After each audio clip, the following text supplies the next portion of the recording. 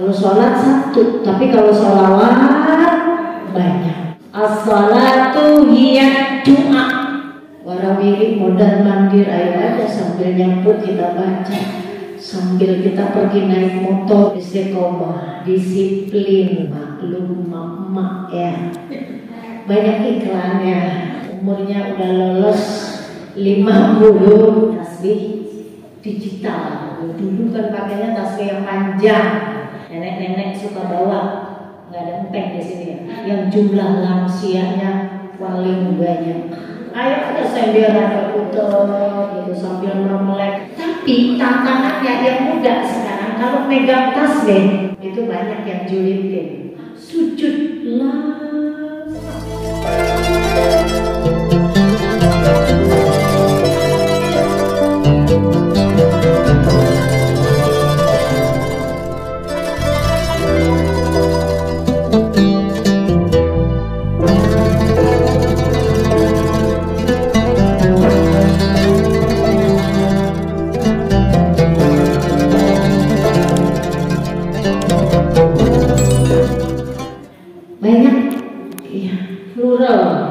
Untuk banyak dari kata sholat. Kalau sholat satu, tapi kalau sholawat banyak. Kita pahami dulu apa arti sholat. Sholat secara bahasa artinya adalah doa. As-sholatu hiya doa secara bahasa. Maka orang yang sholat sejatinya adalah orang yang sedang berdoa. Tapi sholat kalau diartikan secara istilah adalah aqwal wa af'al, perkataan, perbuatan, muftatahatun bit takbir, yang diawali dengan takbir, takbiratul ihram ya. Wa muftatahatun bit taslim, diakhiri dengan salam. Itu pengertian sholat secara istilah. Lalu apa hubungannya dengan sholawat yang tadi mufradnya atau kata tunggalnya adalah sholat? Nah ini akan mudah bagi kita untuk memahami perintah Allah ini setelah kita ketahui arti dari sholawat, bahwa artinya adalah doa. Yang pertama, yang bersolawat adalah Allah. Yang kedua adalah malaikat. Yang ketiga, kita semuanya diperintahkan untuk sholawat. Tadi kita sudah pahami sholawat artinya doa. Apakah Allah berdoa untuk Nabi? Pertanyaannya, apakah malaikat berdoa untuk Nabi? Apakah kita semua berdoa untuk Nabi? Maka jawabannya adalah benarkah Allah berdoa untuk Nabi? Doa itu artinya apa? Memohonkan kebaikan untuk seseorang kepada pihak ketiga. Bersolawat. Tidak sedikit para ulama, para kiai yang memberikan ijazah. Ijazah itu apa ya? Tahu ya ijazah ya? Saya ijazahkan baca sholawat ini, misalnya Allahumma sholli ala Sayyidina Muhammad wa ala ali Sayyidina. Baca sekian ribu misalnya setiap hari dengan penuh keyakinan di dalam hati, sehingga kalau kamu membacanya, jalan hidup kamu itu akan mulus, akan lancar. Segala hajat kamu nanti dimudahkan, urusan-urusan kamu dilancarkan. Tidak sedikit kiai yang memberikan ijazah seperti itu. Nah kita, kalau belum bisa mengamalkan yang jumlahnya ribuan tiap hari, kita baca sholawat, kita baca tahlil, baca tasbih, maka minimal saya bilang kepada ibu-ibu, yuk kita disiplinkan diri kita membaca sholawat sebanyak 300 kali. Dan itu sedikit banget. Kenapa sedikit? Karena setiap hari kita kan warawiri mondar mandir, ayo aja sambil nyampur kita baca, sambil kita pergi naik motor itu bisa. Kalau sholawat kan nggak pasti kita bacanya di atas sejadah gitu ya, seperti orang sholat gitu. Saya rasa ini udah biasa dibaca oleh ibu-ibu, hanya saja mudawamahnya yang masih perlu ditingkatkan. Apa itu mudawamah? Terus menerus ya, continue ya, istiqomah, disiplin, maklum mak ya, banyak apanya? Hah? Banyak iklannya, masya Allah ya, benar sekali. Namanya emak-emak, apalagi udah lolita, umurnya udah lolos 50 tahun. Doain saya dong, misalnya kita sering ngomong, Ustazah doain saya, yang ngedoain ustazah, yang didoain, yang minta, berdoanya kepada siapa? Pihak ketiganya, yaitu Allah gitu.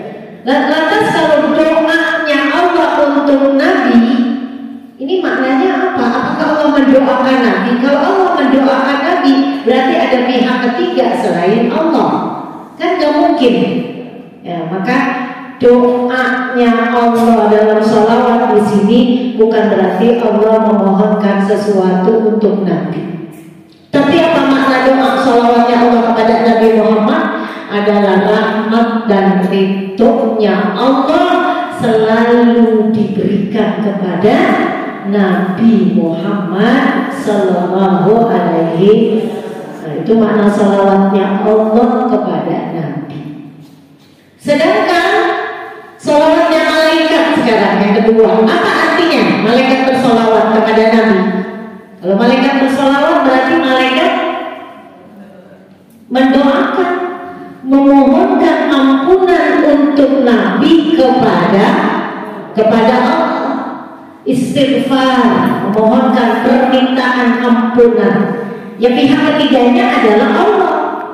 Walaupun Rasulullah maksum, terpelihara dari segala perbuatan dosa.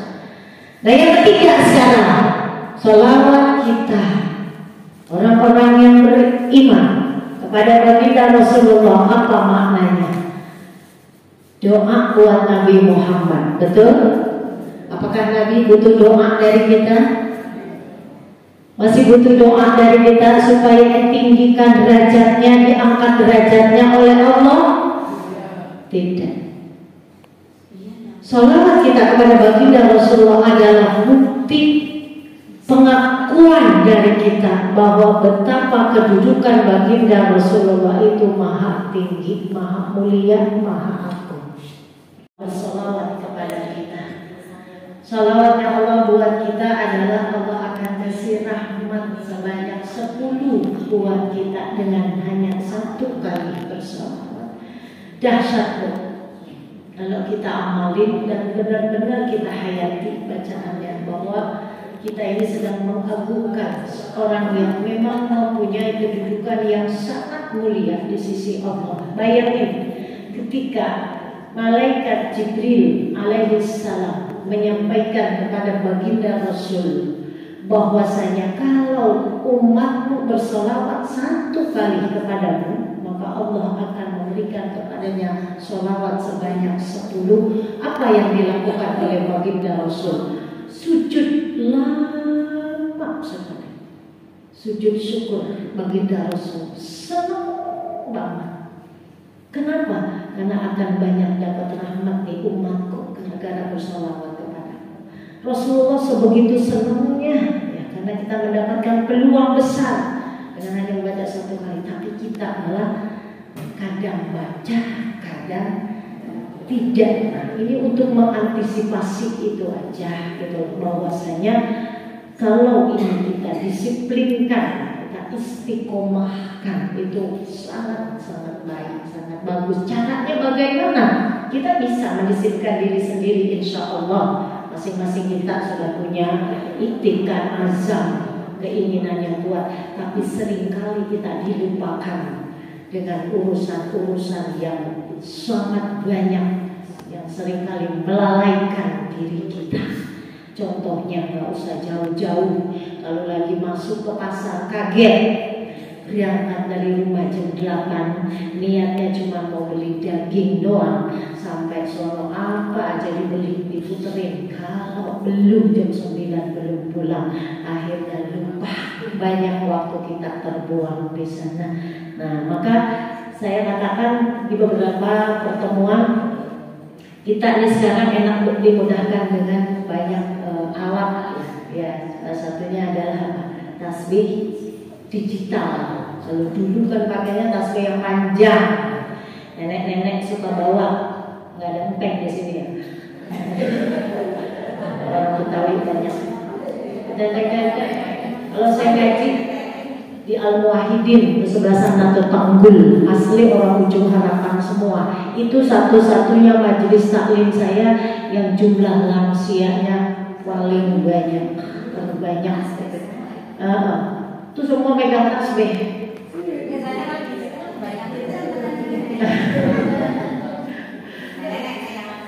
Iya, dan tasbih itu bukan yang kecil. Gak mau dia nggak kacik, harus yang panjang. Pegangnya enak.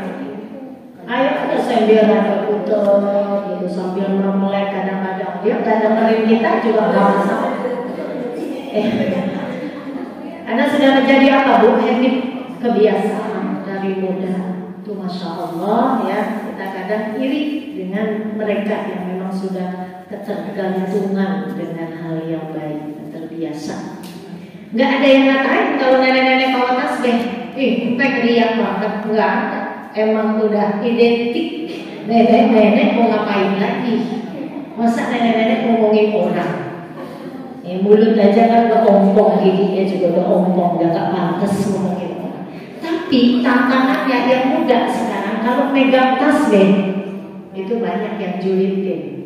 Walaupun model tasbihnya nggak sepanjang mereka, kadang-kadang nggak kelihatan. Tasbih apa? Cincin, ya digital, ditaruh di jari. Banyak yang julid. Ustazah riak nggak sih pakai tasbih di cincin, di jari kayak cincin gitu? Saya gampang jawabnya, innamal a'malu binniat. Tergantung niatnya. Tanyakan aja sama diri sendiri, niatnya apa? Udah begitu. Sebab apa? Imam Syafi'i rahimahullah umur 40 tahun, setiap dia akan keluar dia pasti bawa tongkat. Dia kalau mau keluar bawa tongkat. Bu, 40 tahun, kalau saya berarti ngingetinnya 10 tahun yang lalu tuh masih sedang gagah-gagahnya ya. Kalau sekarang kan udah doyong-doyong dikit ya. 40 tahun masih sedang gagah kan? Iya. Tiba-tiba ibu mau jalan lagi, terus kata anak ibu, mah bawa tongkat mah, marah nggak ibu? Mah